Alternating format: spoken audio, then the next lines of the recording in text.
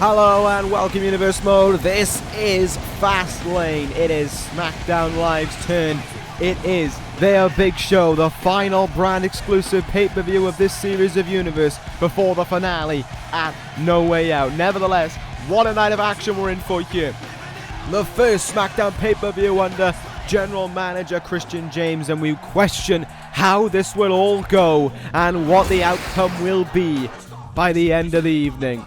4 title matches and a lot at stake, no matter which way you look at it. We are going to be starting things off big on this show as well. Per the decision of the SmackDown General Manager, we're going to start off the evening with Finn Bálor against AJ Styles for the Intercontinental Championship. It's a rematch from Money in the Bank, but more importantly, it's a test and a question of where Finn Bálor is, where his mind has been this whole time.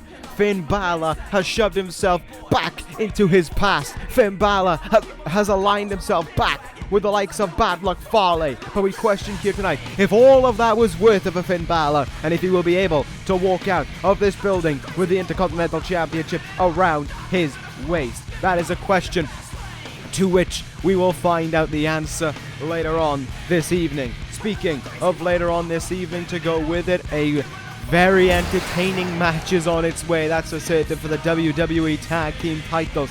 This one's been brewing up since SummerSlam, and we wait to see what the impact of it all will be here tonight. It is the Dangerous Alliance, Bobby Fish and Jinder Mahal versus Tama Tonga and Tangaloa, the Gorillas of Destiny, for the WWE Tag Team titles inside of a steel cage. These two teams do not like one another. The crowd does not like either team. However, one side will be walking out with those WWE Tag Team titles. Will it be the combined 4-time world champions in Bobby Fish and Jinder Mahal, or will it be the people who have held the Tag Team titles since May? We will have the answer to that later on tonight, but strap yourselves in. We're in for a big one, and it is the main event of the evening for the WWE Championship. The Rainmaker against the Beast. Last man standing between Kazuchika Okada and Brock Lesnar. Lesnar's second last man standing match of the year. Okada's first last man standing match in his career. Both these men have let the WWE Championship engulf their thoughts ever since before SummerSlam. It would always look like Beast and Rainmaker was going to commence. It did at SummerSlam. Brock Lesnar defeated Okada. Now here tonight at Fastlane, Okada's prepared. The Rainmaker has geared himself up. He's got in Lesnar's head. But can he capitalize? Can he put down the Beast and become the WWE Champion once again? Or will Brock Lesnar make him pay? Will Brock Lesnar become the man to put the Rainmaker to rest, to put the Rainmaker down for the 10 count? That is for the WWE Championship. That, I would argue, is the most personal match on the card as well, to go with it. But we're going to start things off with what I would call the second most personal match on the card. It is Finn Bálor versus AJ Styles. We're going to get into it, but first, we're going to find out how this whole thing came to be. Kota Ibushi and AJ Styles again here tonight for the Intercontinental Championship. AJ Styles does it again. Where did Bálor come from? Bloody Sunday to Styles.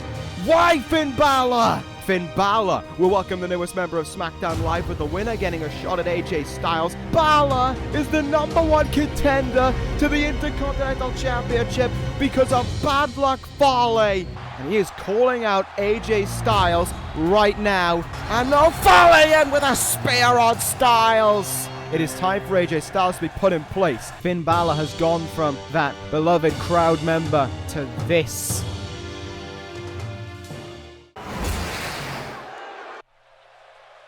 And well, it is time to begin now at Fastlane. Let the action commence, and let it commence with a big match to kick it all off. Finn Bálor, AJ Styles. As that video package showed us, it has certainly been brewing. And it kind of...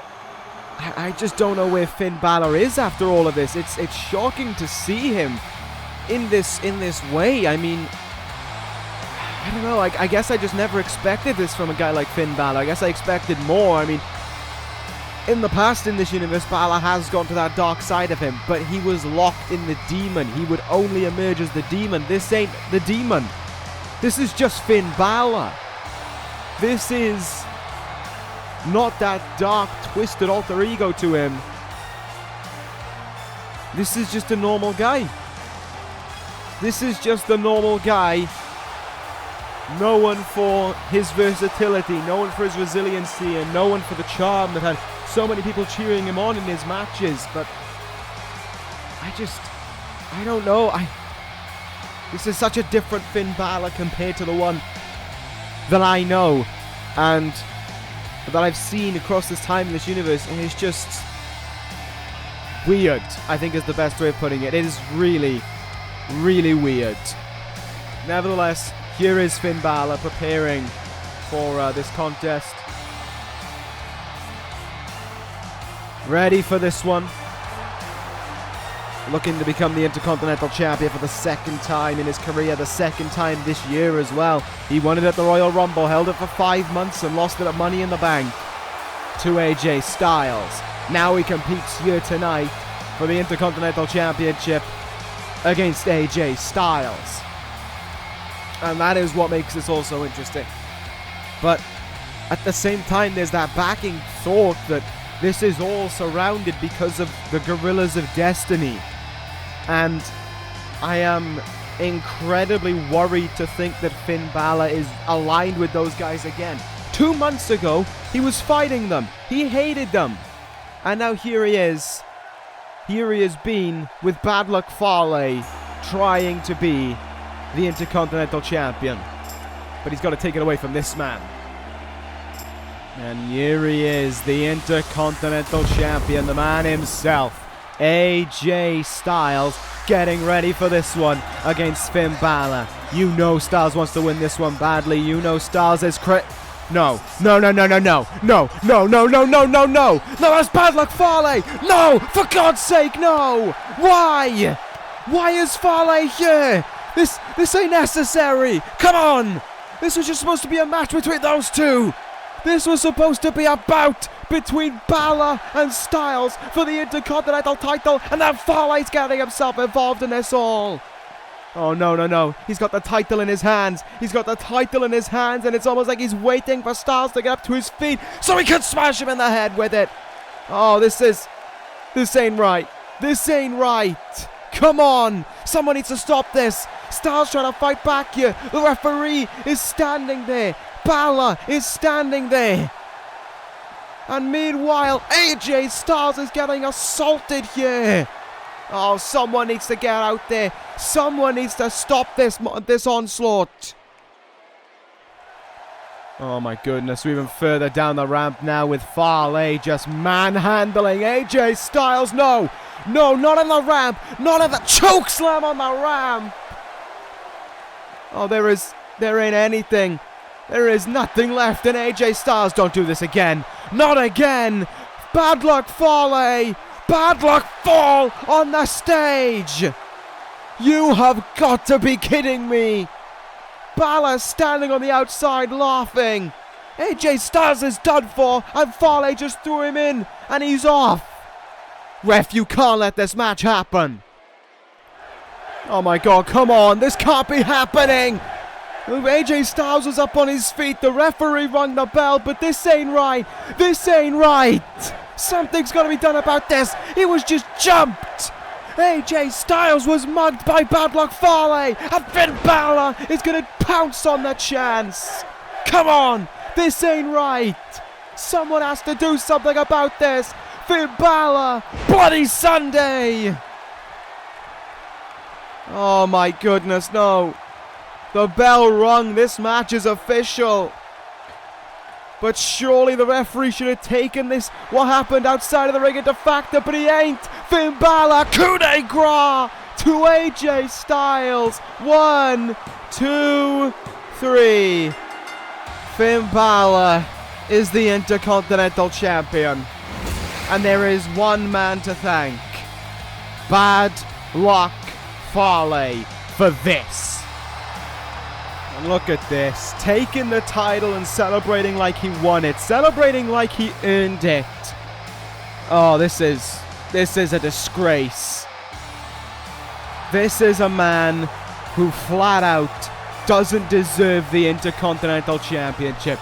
Not a chance of it. And yet here he stands on that turnbuckle with that title back in his hands. Screw you, Bad Luck Fale. Screw you. Well, all I can do basically is just sit here and complain, and that's about it. But there's your Intercontinental Champion, Finn Balor.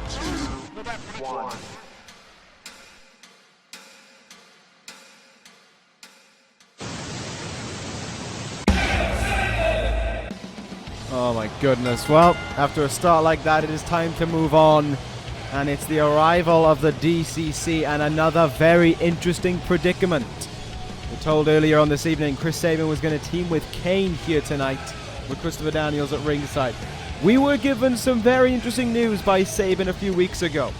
Sabin, following a defeat by Kane to Cody Rhodes, said that the next member of the D.C.C. to lose would leave the D.C.C. courtesy of Chris Sabin. Sabin challenged Cody Rhodes to a tag team match here tonight at Fastlane. He said, find yourself a partner because we are going to be squaring up against you. And here we are with Sabin, Kane, and Daniels, the D.C.C. in its full tow, but it could be the very last time we see Kane as a member of the D.C.C. Sabin is a man who keeps to his word. If he makes a threat, he stays by it. And I think there's a very strong chance he could stay by it here tonight. I think there is a very strong chance that if Kane loses, he's gone. And not gone as in Sabin will shake his hand and wish him on his way. Sabin will take care of business, take him out, leave him out, and go about the D.C.C. Even if it's just himself or Christopher Daniels, he won't have a problem with that. Nevertheless, no pressure, Kane. Here comes Cody Rhodes towards the ring. Rhodes, of course, he did find a tag team partner for one night only, as it's alleged to be. The American Showoffs are a thing. Cody Rhodes, the American Nightmare, and the Showoff Dolph Ziggler. Combined 4 world titles between them. Numerous other titles to go with it. These guys have success oozing through them in the simplest fashion possible. Here they are. I mean, Rhodes, he's the one getting cheered on by the crowd. Ziggler, not so much. There's no other way of going about it. It's important to remember that Ziggler said he did this. Remember, he doesn't like Cody Rhodes. He's not a fan of Cody Rhodes. He's not a fan of the crowd. But since problems have built up because of the D.C.C., Dolph Ziggler has no problem getting involved with the D.C.C. I think this all stems from a defeat Ziggler suffered a few weeks ago to Chris Sabin, I believe it was, in that matchup. And now here tonight, he looks to try and get revenge on him and maybe try and send a member of the D.C.C. away. Let's see how this one will go. Nevertheless, they look really good on SmackDown Live against the Usos, this team did. With Rhodes picking up the win then. Crossroads ending it, which was very entertaining thing to witness because Ziggler tried to end it with a zigzag and was unsuccessful. Nevertheless, let's see how this one goes. Ziggler and Rhodes against D.C.C. The American Showoffs and the D.C.C. squaring off here at Fastlane. As I said, a lot riding on this one on one side. If the other side loses, I don't think they'll care too greatly. Cody Rhodes is going to start this one off, though, against Chris Sabin. Bell rings, and we're underway here. And Sabin on the receiving end early on here, courtesy of Cody Rhodes. Irish whip off the ropes, duck under. Leapfrog as well. Rhodes trying to mess around with Sabin. Timed it too early there.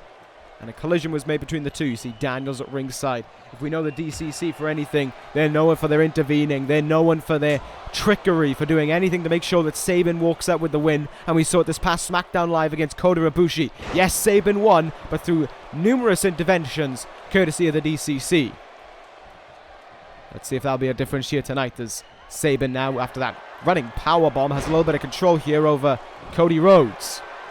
Trying to sarcastically gear up the crowd, maybe get him cheering for Rhodes so he can take the hopes and dreams away from them a little bit more, as Rhodes gets nailed with a drop kick in the back there.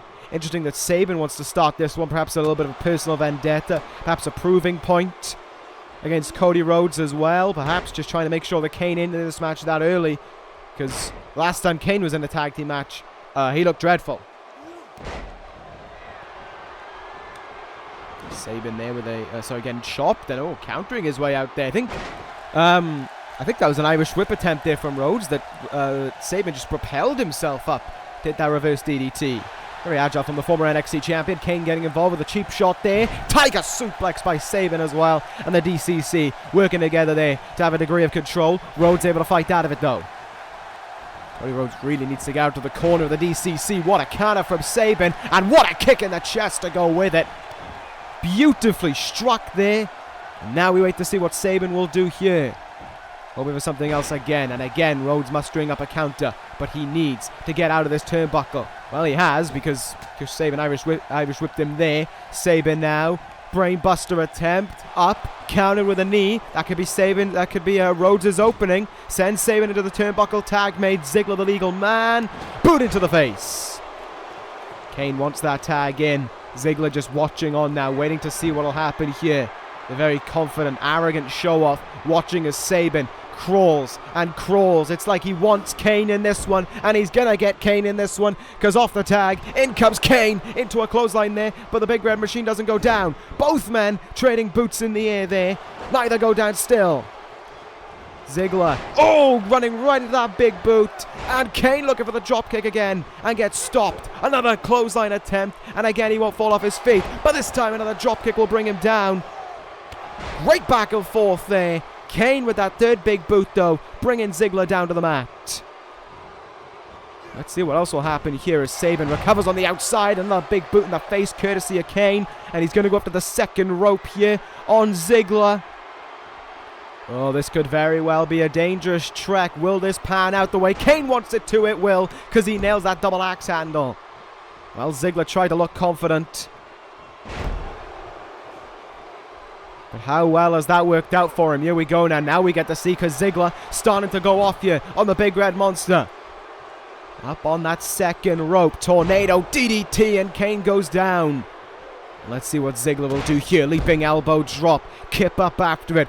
There's the confidence factor of the show-off reigning in the three-time world champion.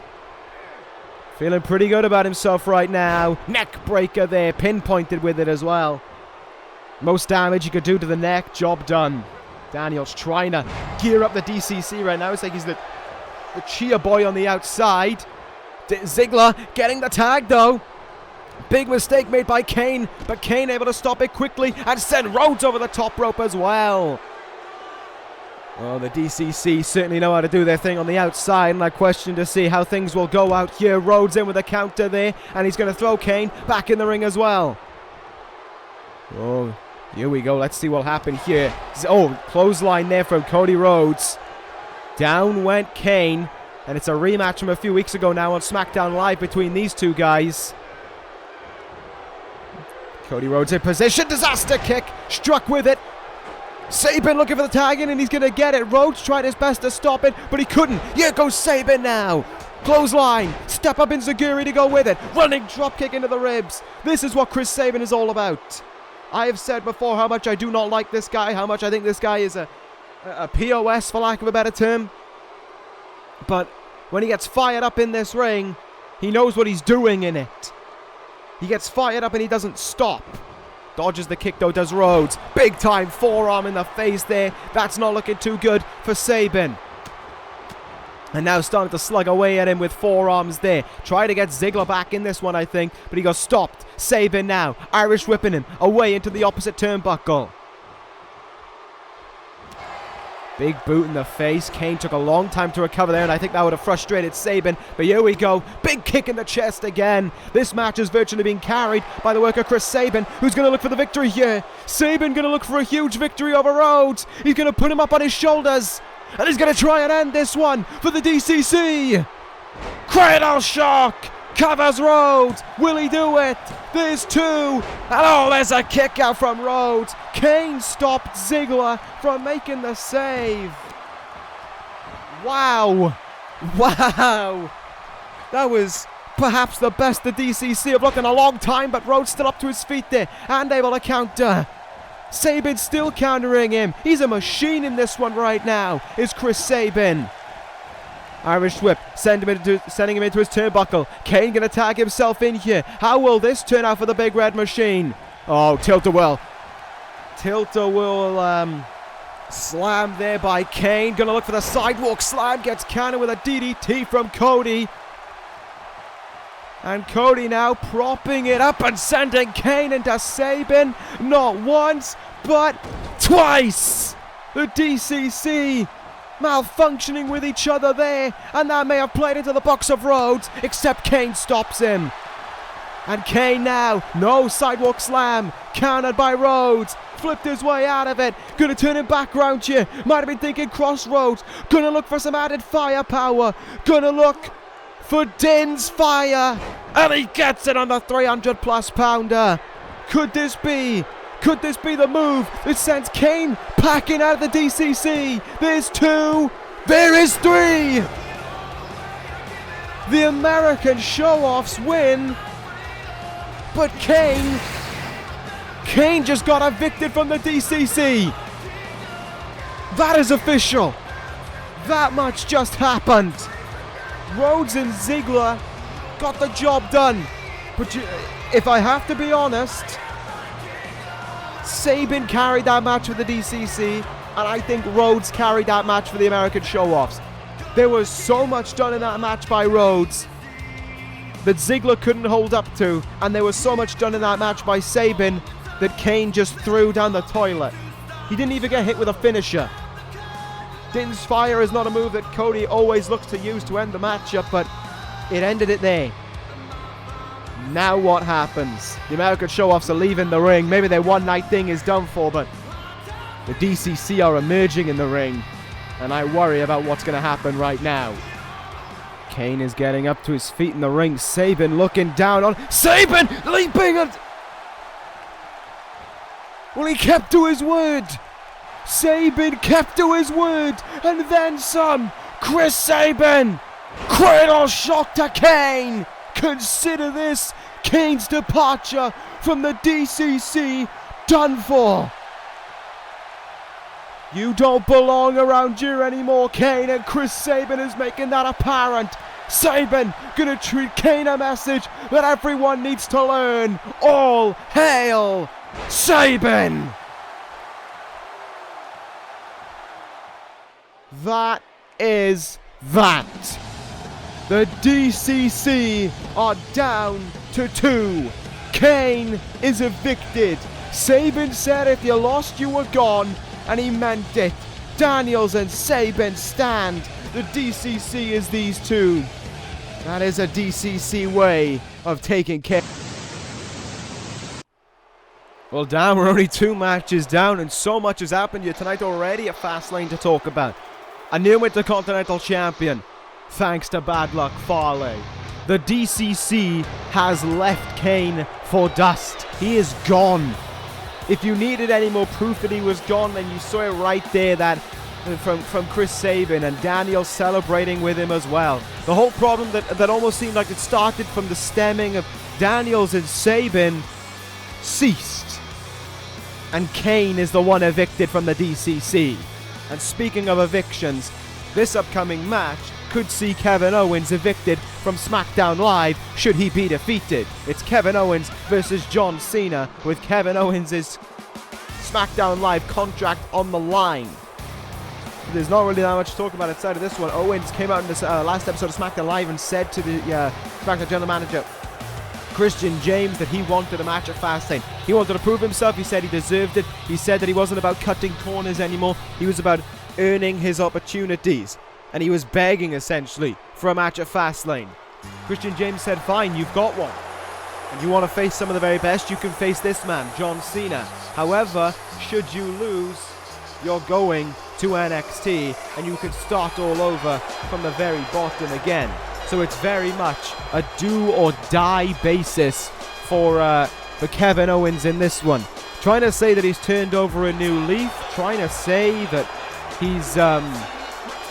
not about taking the easy way out anymore. Well, we'll see if that is true or not in this one. And his opponent will definitely put that to the test. His opponent will definitely see if that is the case or not. John Cena, of course, a fine athlete.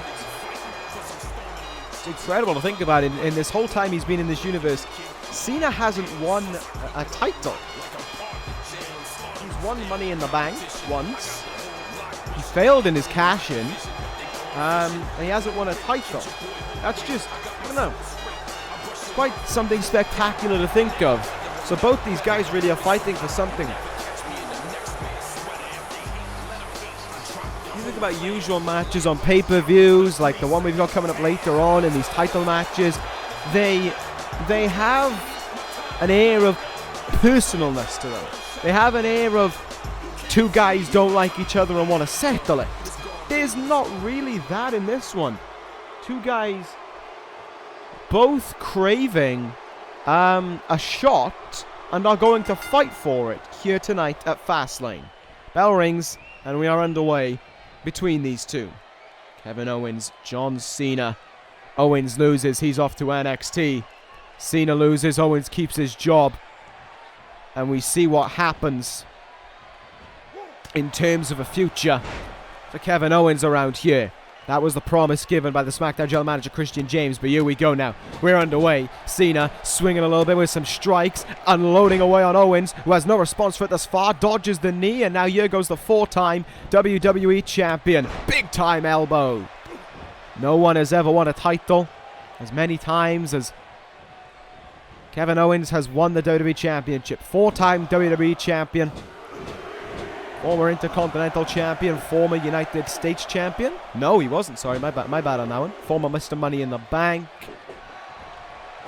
Kevin Owens has accomplished an awful lot within this universe. It was this time a year ago that he wanted to be WWE Champion for the 5th time, break the record. But he didn't get the chance, and Owens said he had turned over a new leaf, but unveiling the turnbuckle there tells a totally different story, in all honesty. Tells a story of a Kevin Owens who is desperate to make sure that he ain't going to NXT. And again, Cena into the turnbuckle, this time though, fighting out of it right away. And now Cena, facebuster there from behind on Owens.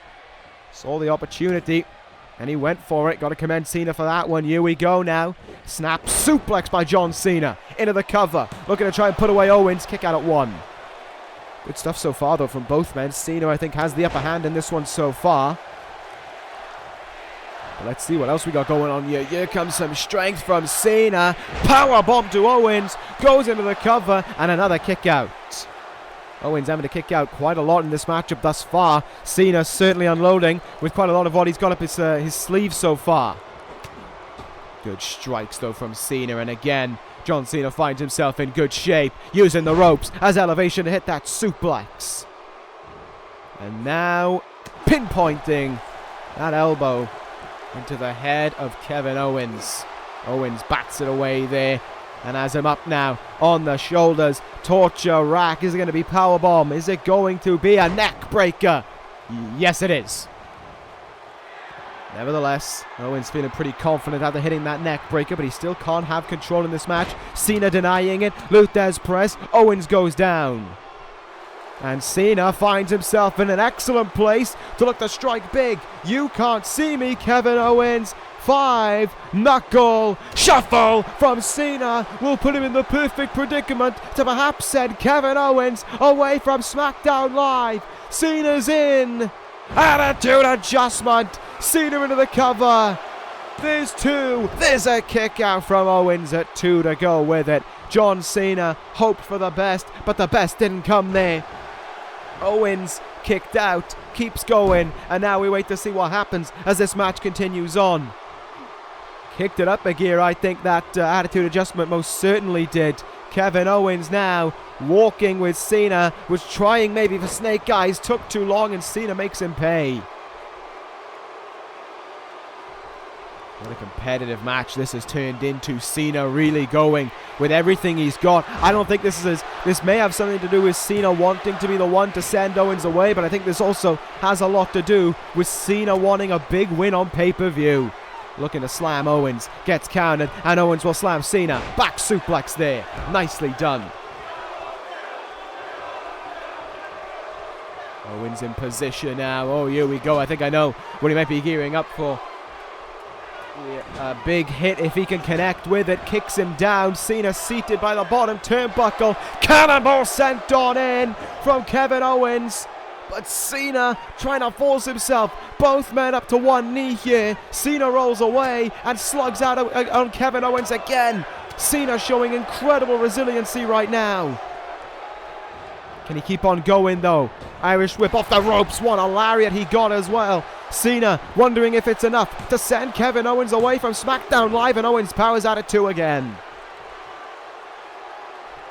Oh, I got to give Owens credit. He undid that turnbuckle pad earlier on in this one, and it's almost as if he said to himself, no, after that he won't go to any further extent. He's going to try and win this one legitimately, and he is still trying to do that, but Cena testing him here with these shots. Chop though from Owens, sets him back, and Owens could be about to keep his job. Pop-up powerbomb by Owens. Will it be enough? There's 2. There's a kick out from Cena at 2. Owens flustered. Owens can't believe it, and just like with the attitude adjustment, John Cena counters right away. Owens kicking the gut, and oh, heavy blow in the back.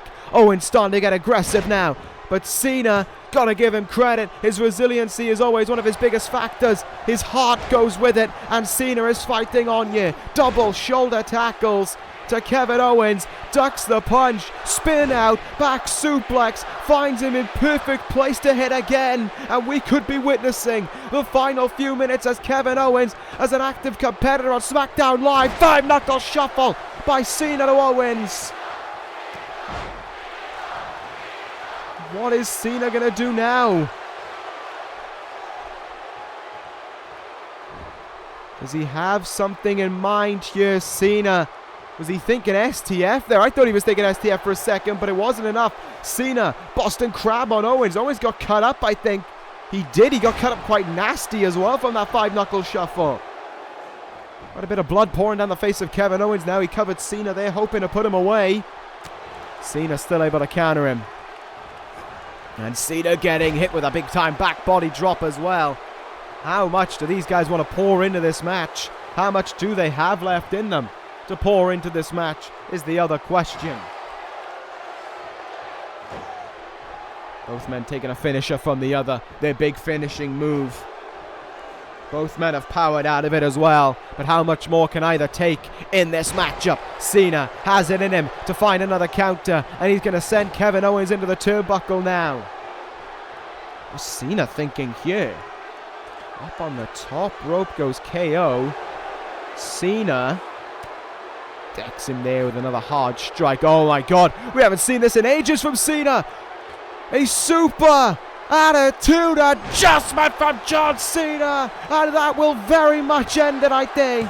1, 2, no! Owens kicked out again. And Cena's facial reactions can tell the whole story. How did that happen? Owens kicks out, and he is still in this one. Owens fighting back now against Cena. How did he survive that? I have no idea. Owens breaker connects. It's Kevin Owens from the clutches of defeat, just one move away from keeping his job. Owens up on the shoulders. Samoan drop now. And oh my god, he's going to go for it. He's going to try and finish things here. Owens going to go for it again. Sets up Cena. Pop-up power bomb. Will this do it? There's 2. There's 3. Kevin Owens wins. He keeps his job on SmackDown Live. And what a match to do it in as well. What a win for Kevin Owens. That new leaf of Owens may very, very well have been turned over, because the reality is he took everything, and I mean everything, that Cena had, and Owens did it. He wins. Wow, what a contest. Did that prove what you were looking for, Christian James? Did that do the job that you wanted from Kevin Owens? You wanted a fight out of Owens? Well, you certainly got one. And as a result of it, there is the man who may very well find himself with an opportunity going forward on SmackDown Live, and he bears the blood of what that match caused to him. Great contest there. And the first one where we can finally calm down for a little bit. But only for a little bit. Because it's time to move on to our next contest of the evening. It is time for a steel cage match for the WWE Tag Team titles. Here we go. The Dangerous Alliance, the Guerrillas of Destiny, inside a steel cage for the WWE Tag Team titles. Paul Heyman's not at ringside. The Dangerous Alliance have to go it alone. Bad Luck Fale's not at ringside. The Guerrillas of Destiny have to go it alone. This one's going to be great. Who's taking on those tag team titles? We'll find out in just a moment. And there is the cage in all of its glory set up above the ring. 4 men in it. One team will escape with the tag team titles. The other will feel the dreaded case of defeat. Which one will it be? We will find out. There is Bobby Fish looking for a second WWE Tag Team title reign in his career in this universe. The second longest reigning world champion of all time. That is fresh on the lips. I like saying that. But nevertheless, the former 390-day WWE champion. He is up for this matchup. He is ready for this. He is braced for it as well. And I gotta say, and I've said this on a lot of occasions I find myself as of late, I don't like this guy. I think Bobby Fish is one of the most detestable human beings out there. But he is one hell of an athlete. I've said this so many times before. You don't be a champion for 390 days by luck. You be a champion for 390 days by being the best, or one of the very best. And Bobby Fish, at his peak, was absolutely one of the very best. There's no doubt about it. This man, however, is Bobby Fish, but worse. There is not an element of this man I can stand. At least with Bobby Fish, when he gets in the ring and it gets down to him competing as an athlete, competing as a wrestler, and having to fight to retain his title, he can do an incredible job of it. Look at some of his matches that he's had in the past to prove that that is the case. This man, however, there's none of that. I don't see any of that in Jinder Mahal. I see a cheating, conniving scumbag who will do anything to capture a title, will to hold on to it, and he hasn't done anything to prove it to the contrary yet. But nevertheless, let's not talk about me not liking Jinder Mahal. Let's talk about how this match all came about. Look back at SummerSlam, tag team turmoil. It was the Dangerous Alliance and the Guerrillas of Destiny in the ring, ready and waiting for their matchup for the tag team titles. The Usos had just been defeated beforehand. And when it seemed like the Dangerous Alliance might be taking the titles away, in slid a chair, and it was rained away over and over onto, I believe it was, Jinder Mahal. That only engulfed things. That certainly did not get anywhere towards finishing things between these two teams. The problems kept on brimming. Bobby Fish dismantled Tama Tonga within minutes on an episode of SmackDown Live. The match was made official by the SmackDown general manager, Christian James, and he wanted it to be in a steel cage, so there's no DQs, no outside interference, just victory. And there will be victory here tonight between one of these two teams. And we've seen them go to the very edge on a number of occasions. The most notable one was after Bobby Fish beat Tama Tonga for a second time. The fight continued on after the match. They started attacking each other at ringside and in the ring as well. And it kind of proved in that moment that this is about 4 guys and their desperation to be WWE Tag Team Champions. There are the Tag Team Champions themselves, the Guerrillas of Destiny. Will they still be the Tag Team Champions? Will they get themselves out of the steel cage in time? None of these 4 guys have ever competed in a steel cage in this universe, to the best of my knowledge. Certainly not the Guerrillas of Destiny. And I'm the only one who I'd be skeptical of is Bobby Fish, but I don't think he has either. Here we go. We are underway in this one. And how will things go here for the Dangerous Alliance and the Guerrillas of Destiny?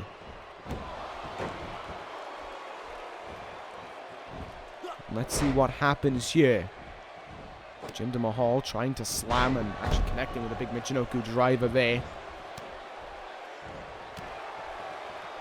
Tama Tonga getting assaulted right now. Tangaloa gone for Bobby Fish. What a powerbomb there from Tangaloa. And clothesline there into the turnbuckle. Cannibal sent on after it as well. Look at the strength of Tangaloa on Fish. deadlift powerbomb there even. You win the match by escaping. First team whose feet touch the ground win the tag team titles. It is that simple. And of course, what's interesting about this match is you can get out of this ring as quickly as you want to, but then you find yourself at a 2-on-1 disadvantage. So, for example, Tama Tonga could leave right now if he had the ability to. But that leaves Tanga Loa a 2-on-1 disadvantage. And more often than not, what happens as a result of that is that one side finds himself losing because of it. Which I find very, very interesting to think about. A spine buster by Tanga Loa there. Gonna go to the top rope now. Elbow drop down on the 3-time WWE champion. Up on the second rope now is Jinder Mahal. What will he connect with here? Shoulder tackle. Look at that from Tanga Loa. Caught the attempted Hurricanrana. Powerbombs Fish down. Jinder Mahal trying to escape. And Tanga Loa having none of it. That was the first time I think oh, here we go. I talked about people trying to get out. Tama Tonga might be trying to do the same here. Fish gonna stop him. Meanwhile, Jinder Mahal sent into the steel cage. Fish gonna try to escape the cage right now. I don't think Tanga Loa has noticed yet. Fish is a long way up there. Fish is very close to getting out of here right now. And Fish has already jetted it. Fish has escaped the steel cage. And that leaves a 2-on-1 advantage for the Gorillas of Destiny in the ring against the Dangerous Alliance. That could have been a crucial error made by Bobby Fish. He was desperate to get out of there, and he did just that. Mahal now has to try and fight off 2 men at the same time.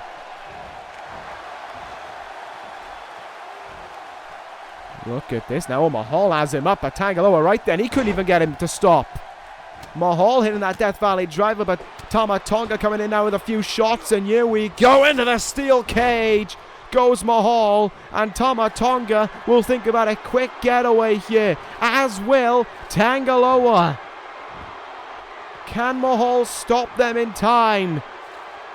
Tanga Loa close to escaping. Tanga Loa gonna get out of here. Looks as if Tama Tonga had problems. He took a very long time getting out of there. Tanga Loa's escaped. Tama Tonga just got back suplexed into the mat.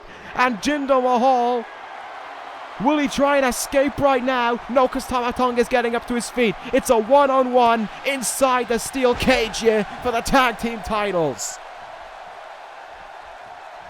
Oh, what are we going to see now? What are we going to see between these two sides? Oh, I think Jinder Mahal hit the steel cage on the way down there as he hit the ropes. Tama Tonga taking care of business right now. Mahal in with a counter. Ducked by Tama Tonga. Spinning kick in the gut. Attempt countered. DDT from Jinder Mahal. Could that lead him towards getting out of the cage? He's going to have to be quick if he wants to. He's not going to try and get out yet, though. Mahal with the running knee. And now with a lock here, an Ionian nerve grip applied here. Trying to take the pressure away from Tama Tonga there, but sweeps the leg away from him. Tama Tonga now, gunstun! Gunstun from Tama Tonga! And he sees a glorious chance to jet for it. Mahal trying to get up to his feet. Tama Tonga. Oh! Tama Tonga stopped himself leaving because he saw Mahal, I guess on the Jumbotron, getting up to his feet. And he wants to finish the deal here. And he may well get his wish. Here we go into the turnbuckle now. What is Tama Tonga going to do here? Turns him round. Unloading on him temporarily in the corner. Counter by Mahal. Oh, Jinder was looking for something. Good counter there from Tama Tonga.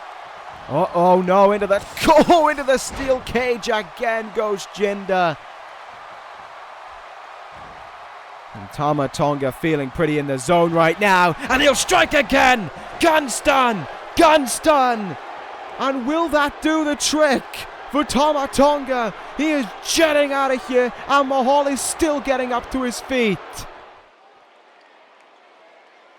It is very much the case that Tama Tonga wants to put this away for good.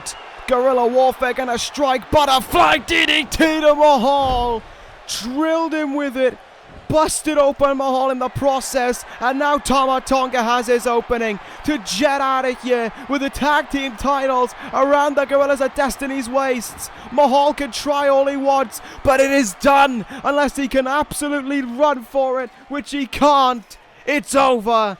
Tama Tonga escapes the cage, and the Gorillas of Destiny retain the titles. And there it is, the damage done, and the real question to ask, who to blame at the end of it all? That was quick-paced, but did Bobby Fish jet out too quickly? I don't know what to make of this. Was there a game plan? But I can only make speculations, but when Fish left the cage, it all went downhill. And honestly, if one guy was going to leave the cage, it should have been Mahal, because I think Fish could have handled his own in there. Fish leaving left Mahal in a world of trouble that he was never coming back from, and he was done. And Tama Tonga finished the deal. The Gorillas of Destiny retain the tag team titles. And with Finn Bálor winning the Intercontinental Championship, and with us assuming what is going on with these guys is going on, then that is not a good thing for the SmackDown General Manager, Christian James. Anyway, let's move on to our next contest of the evening. SmackDown Women's Championship up for grabs. Coming up next, Paige challenges Nia Jax for the title. Well, another personal match on its way, but there's no steel cage involved in this one. There is just two women wanting to beat the other one up. Paige against Nia Jax here for the SmackDown Women's Championship. This one kind of all came about because, well, for the most part, it was just straightforward. Paige became the #1 contender for the title, set up the match here at Fastlane, and then Nia Jax did her usual Nia Jax tactics and started attacking everything she saw within a 20-meter radius. First was Paige, second was Naomi, third was Paige again. She has done her very best to attack Paige from behind. She's done it now on 2 occasions, but when face to face, and when knowing they're going to have a match, Paige has had the upper hand thus far. As we saw in the triple threat match a few weeks ago, Paige completely had the upper hand in Naomi and Nia Jax in that triple threat. Ended up winning it, of course. Didn't pin Nia Jax, so pinned Naomi. And now she has a chance for victory here this evening to put her away. Paige coming off a victory over the boss Sasha Banks on this episode of SmackDown Live, this past episode. But of course, to follow up after it, an attack by Nia Jax, because why wouldn't there be? Jax jumped her following the match, hit her Samoan drop, and laid Paige out in the ring. And the question is, of course, here tonight, can Nia Jax do that face to face against Paige, or does Paige have it in her to become the SmackDown Women's Champion? We will find out. This is Nia Jax's first title defense since winning that title at SummerSlam from Becky Lynch. And now, just over a month after that, we wait to see what happens here in her first title defense. And what could be her only title defense as well. I don't think any SmackDown Women's Champion has ever failed a title defense. Matter of fact, I only think there's been 4 SmackDown Women's Champions. Winter, Nikki Cross, Becky Lynch, Nia Jax. Paige looking to become number 5. She, of course, already has a great degree of success for her in this universe. Former Raw Women's Champion for 6 months, I believe that one was. And you can see her jumping up and ready for this one. Very, very amped up, very, very ready to go after what we saw last weekend. Well, technically, at Payback against AJ Lee and Rosemary. That was a very good match between those two women, and just goes to show how credible the women's division can be in this in this universe on all 3 brands that have them. This coming from the guy who doesn't have a women's roster on his brand and has a cruiserweight division. That's not awkward at all. Nevertheless, let's do this one. I don't know who I got my money on, I'll be honest. I think Paige has the potential to take it, but One-on-one against Nia Jax is dangerous. There's no doubt about it. And we'll see how things will go in this one. Paige coming out of the gate swinging. Big clothesline. Trying to take Nia Jax off her feet here. Trying to succeed early on. Oh, Nia Jax with a hard knee. I think that was in the face. If not, it was in the shoulder. And now, just thrusting her body into the ribs of Paige. And you're off for a ride across the ring as well.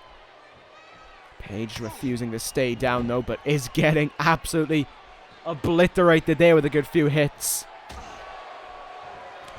If Paige is going to win with anything, she's going to win with her speed. She's going to try and fatigue Nia Jax. Wear her down. Make her tired and then capitalize on an opportunity in front of her. As for right now, however, that's not looking so likely because Nia Jax is throwing her around the ring. Jax looking at the downed Paige here. Does Paige still feel the effects of that assault on SmackDown Live? Well, she's going to do her best to not show it here. And she's going to do her best right away to slam Nia Jax to go with it. Greatly done there by Jax. And we see what will happen here. Elbow there. Clothesline. Nia Jax still won't go down though. Just launched herself at him. Might be looking for a head scissors. No such luck and all. Back elbow from Jax. See, this is what I was on about a little bit. That she had her hand over in the triple threat match. But then in a one-on-one, you only focus on one person. And because Nia Jax is only focusing on Paige, and vice versa, it makes it a little easier for Paige. It makes it a little easier for Nia Jax to be in control. Paige dodges the splash, and that could have been her opening in this one. No. Shut down again. Countered by Nia Jax. Picks her up. Irish whip. Oh, here we go. In the turnbuckle. Bad place to be. Paige counters. DDT. Let's see what'll happen now. Spinning back fist there, connected. Paige gonna... Oh no, Paige going for the arm this time. Smarter. Try and wear down Nia Jax's limbs as well. Elbow into the chest now. And Paige will go for an early cover. Nia Jax's foot was definitely in the ropes there. I will agree with that call from the referee. Paige just yanking on the hair of Nia Jax. Rule is there, but Nia Jax is okay. But Paige is okay with breaking it. Up to the top rope now. Elbow drop on Nia Jax. This time she goes into the cover. No ropes to save Jax. There's two and a kick out. Well, she got two. Think about that. Got a 2 count on the SmackDown Women's Champion. She can keep the job going. She might be in good nick. Good counter there. Paige now just using her hard head and a refusal to give in to hit those trio of headbutts. That probably hit Paige as much as it hit Nia Jax, though, hitting that hard head. Paige setting herself up, though. Paige Turner! Paige Turner! Will that be enough for the titles? There's 1. There's 2. No. Kick out at 2 by Nia Jax, but she is on the receiving end of what can only be called a beatdown. Nia Jax now getting caught with that head scissors. This one keeps on going. Spinning back kick there. Kick in the ribs as well. What more? Oh, nothing more. That is exactly the answer that I was not expecting. Nia Jax now with the splash on Paige. Goes right into the cover. Looking to put her away. And look at that by Paige. Kicking out at 2. Kicking out at 1 rather. That was heart. That was desire. That was fight. But this might all be put to rest with this big move from Nia Jax. Up for the Samoan drop on Paige. Oh, that could do it. That has put away so many women on her quest to the SmackDown Women's Championship, and it may put someone else away in Paige. Will it finish the deal here? Cover on Paige. There's 2. And Paige just barely gets the shoulder up her 2 to hang on in there. Oh, that has not left Nia Jax a happy camper, though, as she picks up Paige here. Chin lock applied now. And just wearing down Paige to the best of her ability here. Paige may have been able to kick out, but I'm not too certain about her ability to fight on right now, because it ain't looking any better after that stomp right in the ribs. Lifts her up. Counter. Paige still got some fight left in her. What an elbow as well. I just thought about it. How is Paige going to hit either of her big moves? PTO. How is she going to lock that in? Rampage. How is she going to hit that? Oh, she got hit with a mighty chop, though. And Nia is hoping that it's enough to end it all. But Paige is still kicking out early on.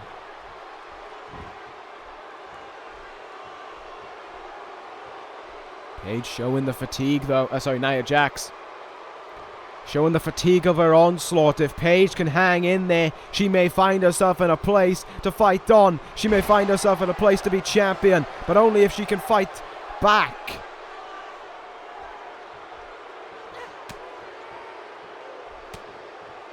Paige able to fight out of that one there, turning around now. Rolling up Nia Jax, looking to win the title this way, looking to do it, and no!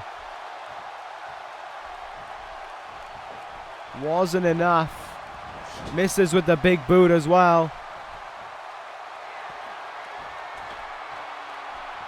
Oh no, hung up. 3 of woe there, and just a boot in the chest from Nia Jax. No such forgiveness from the SmackDown Women's Champion, who goes into another cover here, trying to keep Paige down, and she absolutely refuses to. But Nia Jax feeling pretty confident, and she kind of has every reason to show it right now. She is in control of this one. Hard knee in the face of Paige. Paige is getting back up to her feet, forcing Jax outside of the ring there temporarily. I'm not too sure why Jax fell for that trap. That could have been a mistake. That could have been a big mistake made. Paige flips her way out. Super kick by Paige. No way. No way Paige has got this in her. No way Paige can execute it. Turning around. PTO. She got it! PTO locked in, but will it make Nia Jax tap out? Will Jax submit to the PTO? Are we looking at the next SmackDown Live Women's Champion right now? No, Nia Jax forcing her way out of it. Stumbling back slightly there is Paige, trying to stay on her feet, but it ain't looking too good for her right now, because she is getting sent face first into that turnbuckle pad. Dragged out of the... oh no. Oh my god, from the second rope. Banzai drop. Oh my goodness. And then the leg drop after it from Nia Jax. Cover made. 1, 2, 3. That did it. What a closing sequence by Nia Jax. Survived the PTO. Banzai drop. And then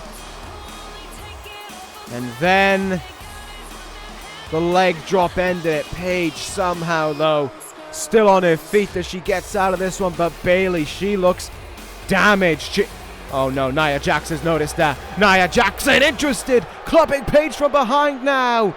And keeps the assault going here. Into the ring apron. Oh my goodness, no. Paige now being sent into the steel steps after it. The SmackDown Women's Champion had no interest in celebrating. She just wanted to put Paige down, and she's done that. And she has defended her title here tonight after it, adding what can only be called insult to injury. Damn. Well, there you go. Job done, I guess, for Nia Jax. Let's move on to our next contest anyway. I don't really want to see any more of this. Coming up next, no holds barred between Dean Ambrose and Bad Luck Fale. Yeah, there's only one way this one's going. Well, we've already seen one of these guys once already tonight.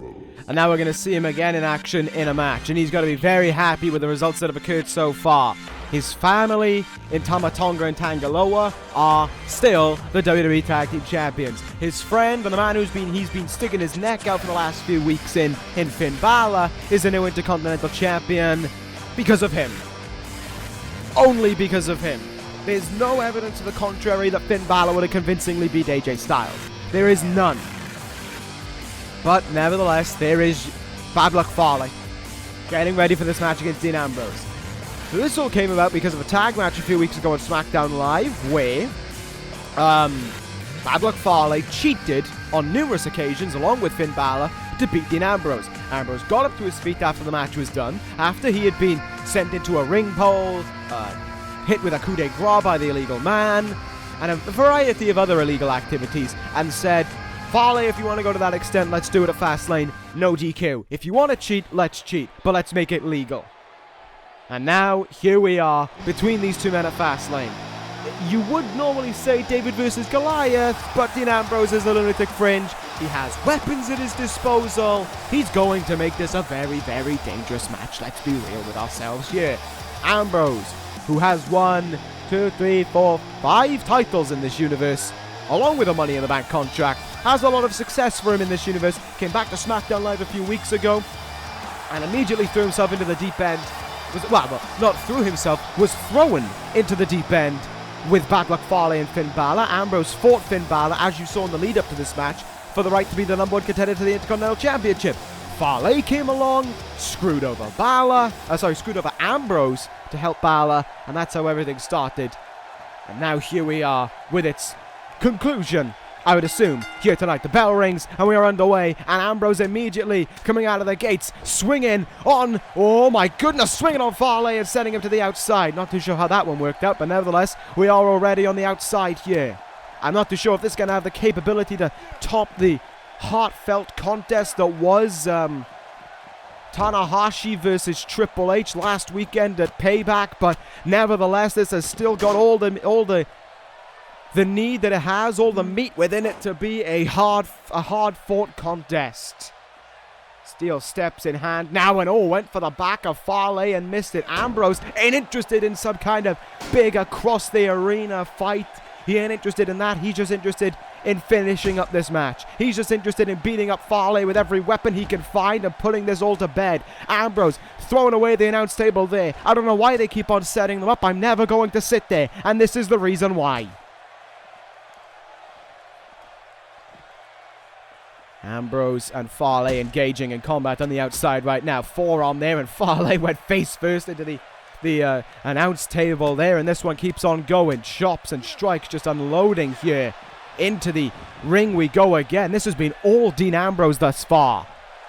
Oh, maybe I spoke too soon as a nasty lariat floors Ambrose. Fale striking big, and Fale looking to keep striking big. Drilling the knuckles into the head. Oh, that's one of those moves that makes you a little bit queasy, I guess, because it's just the thought of someone's knuckles being driven into a head. Camel clutch of sorts being applied here. Ambrose going to use his speed and his quickness to get out of that one. Fale may have come down on the ropes a little bit as well. Ambrose lariat countered. Fale now has control. Double-handed choke bomb.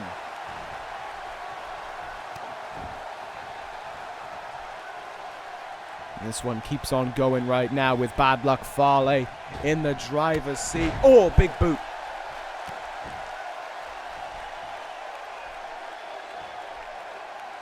And a hard strike in the face as well. Fale, for a degree, is in control, but Ambrose wants to keep on fighting here. Tilt-a-whirl DDT from the lunatic fringe.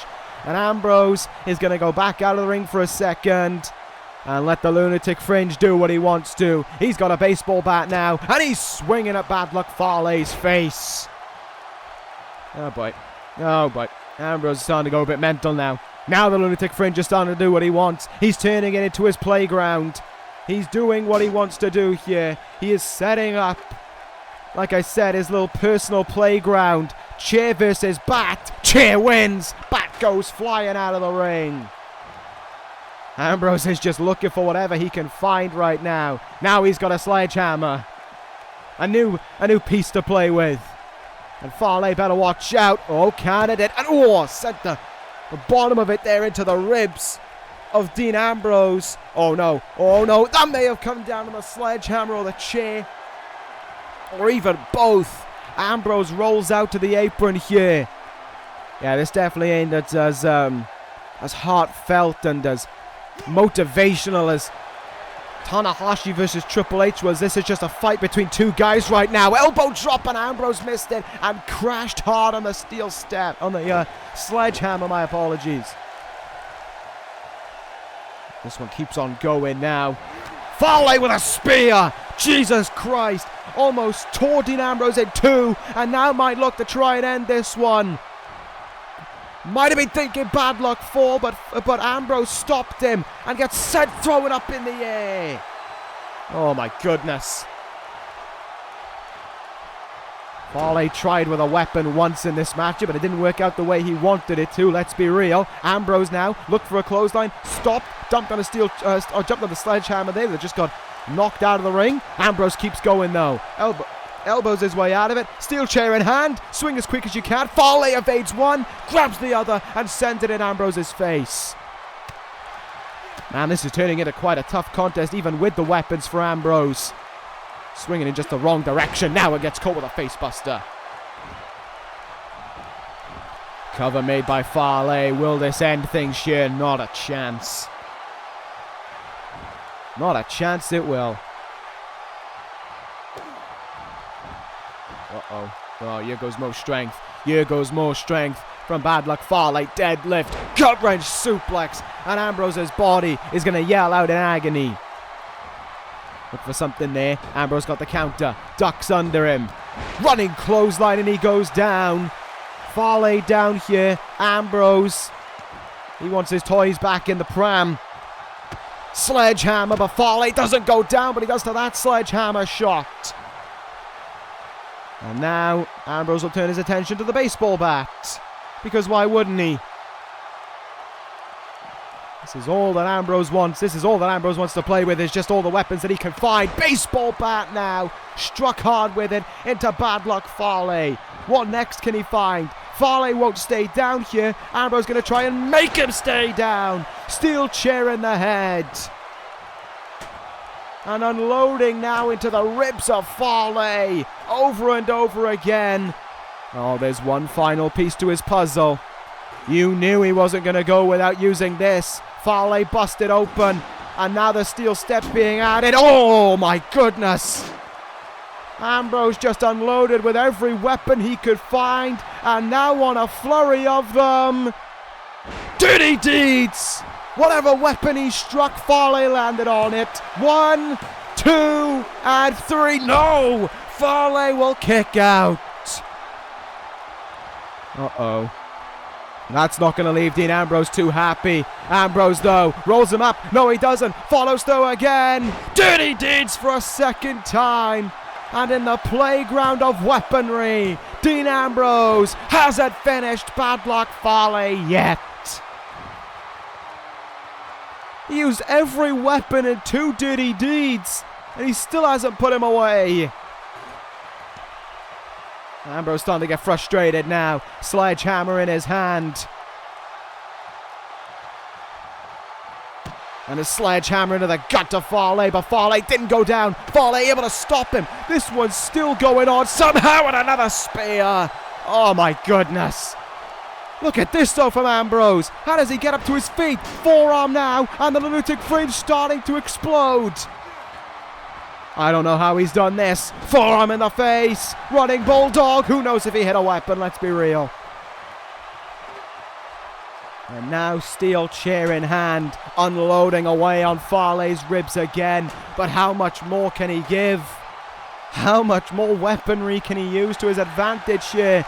Look at this now. Fisherman's suplex. He's gonna get it. Great strength to pull that off. Bat in hand. Bat in the face of Fale. We're gonna do another lap of weaponry here. Ambrose is really loving that baseball bat right now, let's be real. Uh-oh. I think he might like these a little bit more though. Steel steps in hand now. Steel steps. Misses with them. Fale up to his feet. No, he's not. No, he's not. Fale won't stay down. Oh, maybe now he will. Will this do it? Dirty deeds. I don't know if he hit the steel steps or not. Cover on Fale. And after the third one, it's over. Dean Ambrose uses the weapons to his advantage and wins. Ambrose beats Fale. Well, give a lunatic his weapons and he'll use everything he can to his advantage. And yes, Dean Ambrose just did exactly that. exacted revenge on Bad Luck Fale. Thank you very much for coming. But Dean Ambrose always had his plans of winning this one. Ambrose used every single weapon he could find. The announce table, steel steps, steel chair, sledgehammer, baseball bat, whatever else. Ambrose was going to use it, and he used it for victory. Job done for Ambrose. Not a perfect night for the Guerrillas of Destiny, sadly for them. What a shame. But here we go. It is time. Load up the big guns. Fire up the heavy artillery, because we're going to war in our main event up next. For the WWE Championship, Kazuchika Okada, Brock Lesnar. Last man standing. Okada and Lesnar have been fighting for this for a long time now. And here we go. It all comes to a head for the title up next. It's been brewing to this. Are we ready for it is the question. I'm not too sure, but a rematch from SummerSlam it is. And let's see how things have developed from SummerSlam till now. It is Beast versus Rainmaker with a second F5. Brock Lesnar is the WWE Champion. Brock Lesnar will defend the WWE Championship against Kazuchika Okada in a last man standing match. Lesnar assaulting Shibata. A steel chair to him now. Okada's back. Clotheslined over the top rope by the Rainmaker. How do you go from a singles match against Brock Lesnar where you were convincingly defeated to last man standing? It's Brock Lesnar assaulting Kazuchika Okada. Okada is down, and there's a sick smile on the face of the champion. It is breaking apart with Okada and Lesnar again. Tombstone to Lesnar. The fight's continuing on. It is carrying on now, and it's a Fastlane.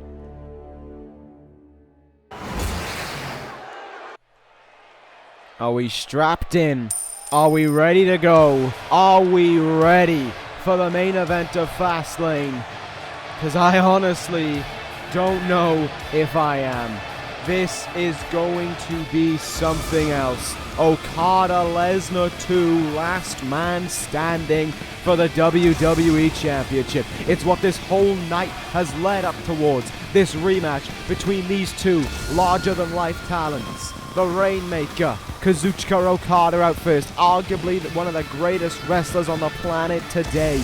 Okada has done so much over this last year. He invented himself again. The Rainmaker was truly born within this universe, and Okada turned from just a guy into a star. He had everything going his way, and now the question is here tonight at Fastlane, can he get that all back? Will he become the WWE Champion again? Will he be the last man standing? Will he slay the Beast at Fastlane? You've seen everything that has led up to this. Everything that has continued on from SummerSlam. The brawl that culminated on SmackDown Live. And all leads into this one moment. Okada stands in the ring.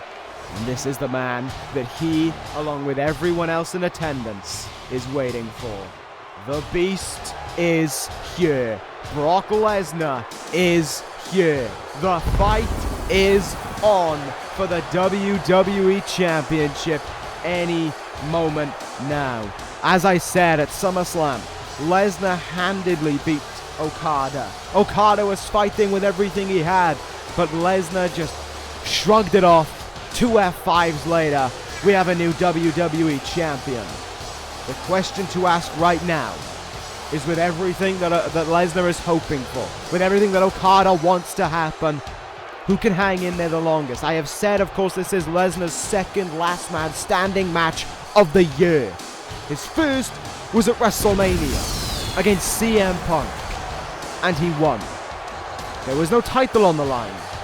There was just the hatred that both men possessed for one another, and Lesnar won. Now, Okada wants to make this happen.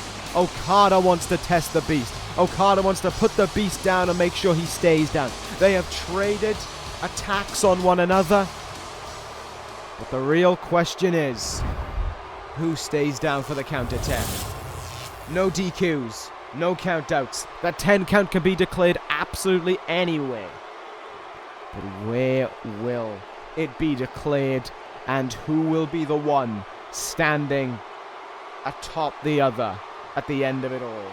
Will it be Okada becoming a 2-time WWE champion as the Rainmaker strikes an early pose? Or will Brock Lesnar do it again? Will Lesnar hang on in there and become the man who is the beast who is slaying the Rainmaker once again? This is all about that WWE Championship. It always was. But now, as I said, there's that air that has made it oh so personal. And we are ready to see just what happens when two guys who have nothing to lose in terms of their hatred for one another, who want to lay it all out there and make sure the other man doesn't get up. Now we see what kind of effect that has. We are underway for last man standing, and Okada came flying out of the gates there at Lesnar, and that may have backfired on him. Lesnar immediately pouncing on the mistake Okada made, and a deadlift powerbomb will come his way. Okada should have tried to take this conservatively. Okada should have looked at what went wrong at SummerSlam and learned from there. And one part of what went wrong was his all-out frontal assault on Brock Lesnar. Was swinging from the get-go in an attempt to try and beat him, and it's costing him right now. Okada goes over the top rope, hits the outside hard. Referee following with them, as I said. This 10 count could happen anywhere around here. And Okada early on wants to show Brock Lesnar he ain't afraid of this fight. The weapons, they enrich Okada. They desire Okada. Okada welcomes the realization that he has to use weapons to be the WWE champion. Because what he has, what he possesses, and what the idea of this match isn't enough to keep Brock Lesnar down. Okada swatting away there with a bit of a kick away there to Lesnar. And just taking apart that second announce table here. Things breaking apart early on, and there's the drop kick from Okada. Early on the outside as well, and Lesnar sent it to the announce table. Okada has Lesnar up on his shoulders. What incredible strength that sends him down. Snake eyes into the announce table. Great stuff from Okada, and the Rainmaker feeling pretty confident. Calling up there.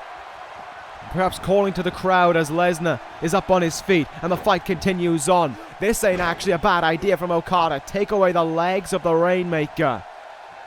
Take away his stance. Take away his ability to stand on his own feet. And the Beast will have to stay down, but oh my goodness. Lesnar's making it tough for Okada. So let's go to the weaponry. Okada gonna go for the heavy artillery here. Steel chair in hand. Into the gut of Lesnar. And here we go. DDT from Okada. He eyes up Lesnar. He knows this ain't going to be enough to keep Lesnar down. He studied WrestleMania. He has to have studied SummerSlam as well. He paces back and forth to see what will happen here. Lesnar milking the count right now. Okada just pacing back and forth, waiting for him to get up to his feet. And as he does, a steel chair will bring him right back down. Not once, but not even twice. Lesnar evaded it, but not evaded that one. Okada setting up the steel chair. This is the man who took, was it 2 or 3? Oh no, Okada's gonna pay for it. Head into the chair, and the chair went flying, but Okada not staying down. That might not be the smartest idea from the Rainmaker, in all honesty. If he stays down, if he takes a rest, Lesnar may not open fire on him, but it doesn't seem as if that interests Okada. What does is just fighting right now, and a big drop kick is whiffed. Lesnar, oh no, Lesnar saw an opportunity, and he pounced on it. Elbows, pinpoint of them as well, into the head of Okada. Oh. Referee trying to start a count here, but Lesnar just wants to onslaught Okada. He wants to slaughter the Rainmaker. Another deadlift powerbomb connects. And again, no such luck for Okada in terms of a count, but he kicks away Lesnar there. And here goes the Rainmaker, setting him up. Tombstone to Lesnar. Yes! Got all of it. Okada struck with that tombstone. The Rainmaker got planned now. He's going back under the apron here. Might be trying to look for another steel chair. No such luck. Lesnar, though, really taking the very most that he can out of this count, I've noticed. Okada, what a big boot. Lesnar not even hitting the apron on the way down, just hitting the floor. Referee's going to go outside now, start the count. I think Okada's looking for the chair that went flying from the kick. I have no idea where that went. That went on one hell of a ride. But it's safe to say that Okada has had the leading step so far in some ways. But is this all a trick? A ploy from Brock Lesnar? Okada sends him into the ring pole. Think about all the hardcore matches Okada's been in. And he's won none of them. Extreme Rules at TakeOver Toronto against Corin, lost it. TLC at TakeOver San Antonio against Corin, lost it. And again, Lesnar pouncing on Okada and elbowing into that head, trying to cut it open to the best of his abilities, I think. This is dangerous. When Lesnar gets a hold of Okada, it is dangerous. When Lesnar gets a hold of anyone, it is dangerous. Okada counters him. And again, sends Lesnar into the announce table. Okada's got something in mind. Okada setting him up on the announce table. What is the Rainmaker going to do here? Oh my goodness. Okada, you are... Okada, no. Okada! Elbow drop through the announce table. Look at the elevation. Look at how far he flew. Okada nailed Lesnar. And the Rainmaker. Is he on his way to the title? The referee ain't counting though. And Lesnar's already getting up to his feet. This fight is continuing on. It's just a brawl on the outside. Trying to lift him up here. And right in the ribs there from Lesnar. Slugging away in his own right. These two men are just slugging at each other now. My goodness.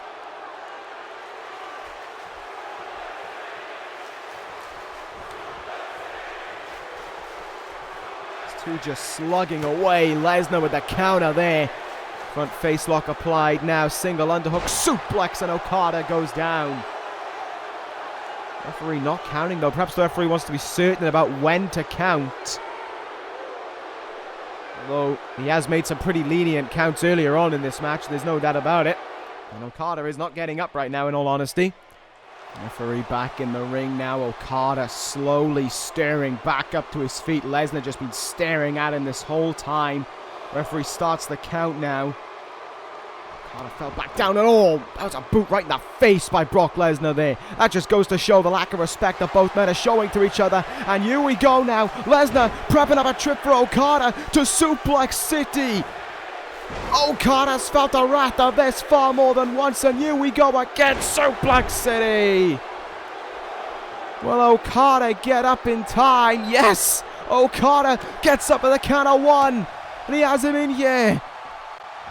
Okada in back suplex there to the beast. He's already swung a lot of heavy artillery and he's got some more lined up. Okada hoping for the very best from this one, hoping to put the beast away. Trio of half lariats, not giving the referee a chance to count. Okada in. He has him. Rainmaker! And Lesnar is down, but is he out? Okada pacing back and forth. The Rainmaker with great concern on his face. Has he done enough to keep Lesnar down? Is Lesnar done for here? Okada hoping it's enough. We're at 9. Oh my goodness. The beast still stands. And Lesnar shrugging off there, fighting back against Okada. No! Lesnar in! Brock Lesnar! F5! F5 to Okada. After everything Lesnar's gone through, Okada stays down maybe. Through the announce table, the Rainmaker after it. Does Okada have it in him to get up? Yes, he does. Oh, but Lesnar just slammed him back down with that lariat. I've got to give it to Okada, though. His flat-out refusal to quit. Look at how many times he gets up. Lesnar used all of the count. He was shaken from that Rainmaker. It took him until 9 to get up. It took Okada 5, but he is on the receiving end of one hell of a beating. Lesnar now has Okada in. No, he doesn't. Okada in with a counter there on Lesnar. Turns him round. Lesnar taken for a ride, courtesy of the German suplex from the Rainmaker. Okada from behind again. This time, straight jacket German, mustering up every German suplex he could think of. Drop kick to the beast. This is phenomenal. What a main event this is. What a last man standing match this is. If you want to see two guys risking their absolute everything to be champion, then here it is. Okada getting sent into the turnbuckle now by Brock Lesnar. This is not where you want to be at all. Lesnar gonna go for snake eyes here and will nail it. Trying to hope for something right after it, but gets denied. Okada with a reverse DDT. Okada denied his forearm. Lesnar gonna hope for a backbreaker. Oh, he hung on. Lesnar hung on and hits a double backbreaker to Okada. And again, he looks over the Rainmaker, who will force himself up to his feet, and another boot right in his face. With every boot that he's had in that face, it wouldn't surprise me if Okada ends up concussed after all that we've seen. That one Rainmaker he got could have been his hope, his last breath. Look at it. I know he's getting up early, and I know it's incredible to see, but is it the right decision from Okada to keep on getting up so early? Oh, this could be risky. Okada gonna fly. Elbow drop on Lesnar. He got him. And now does he have Lesnar? He's gonna go for it. Okada. Tombstone. He looks over. And Okada warming up the arm for one final go.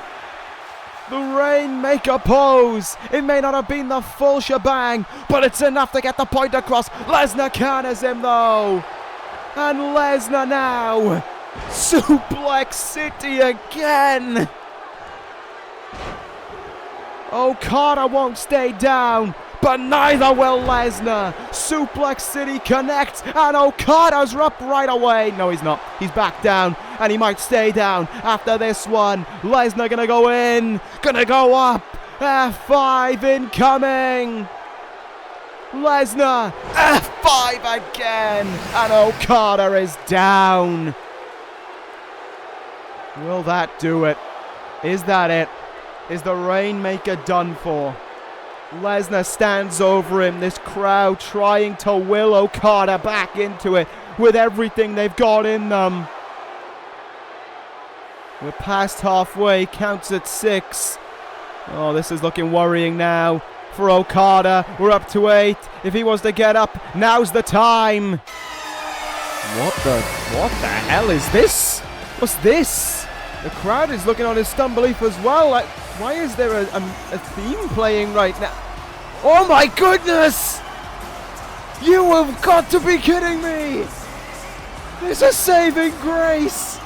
There's a knight in shining armor for Kazuchika Okada!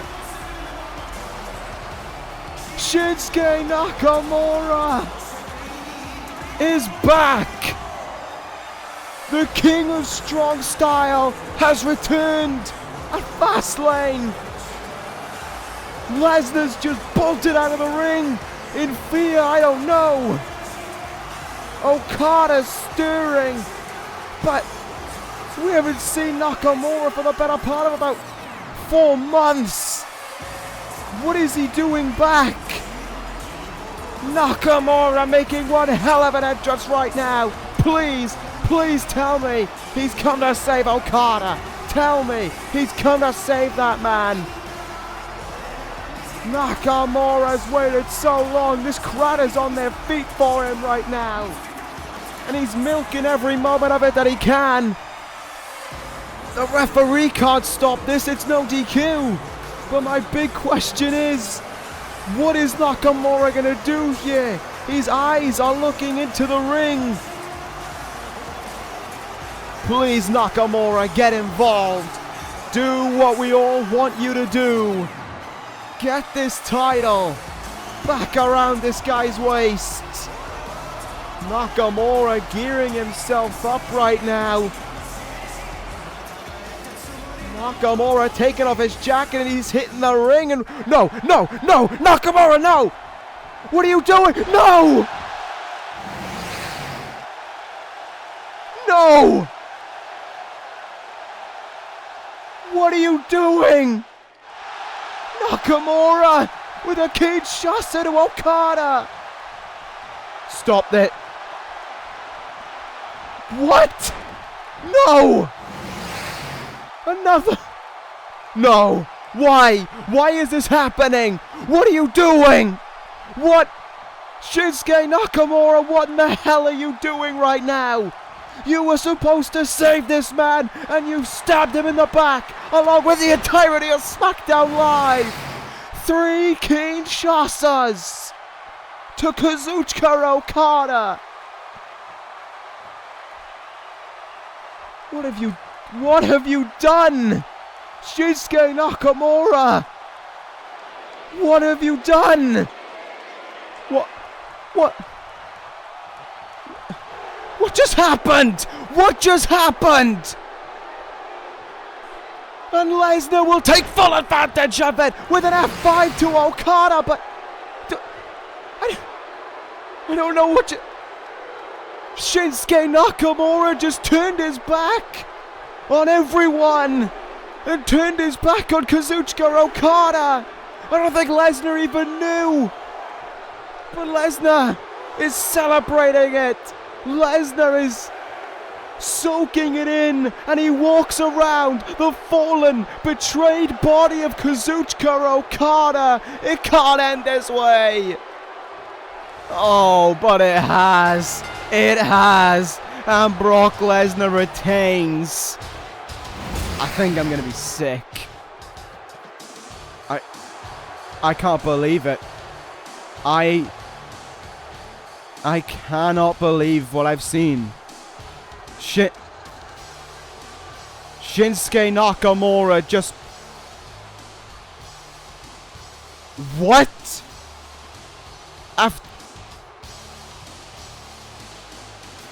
I am stunned. I am stunned into disbelief. When that count of 9 struck, Okada wasn't getting up to his feet, it seemed certain, but Nakamura's theme struck and I thought there was the savior. I thought Nakamura was coming out to help an old friend in Okada. Lesnar got out of the ring because he knew what Nakamura is capable of. He stood back. It was like Lesnar for a brief moment was afraid. And then that happened. 3 Kinshasas. And it was done. Brock Lesnar is still the WWE champion, but the real talking point comes from Shinsuke Nakamura. He's back, but why? Why Nakamura? Why? Is the only question I have as we end the evening here at Fastlane. Lesnar is still champion. I've got nothing.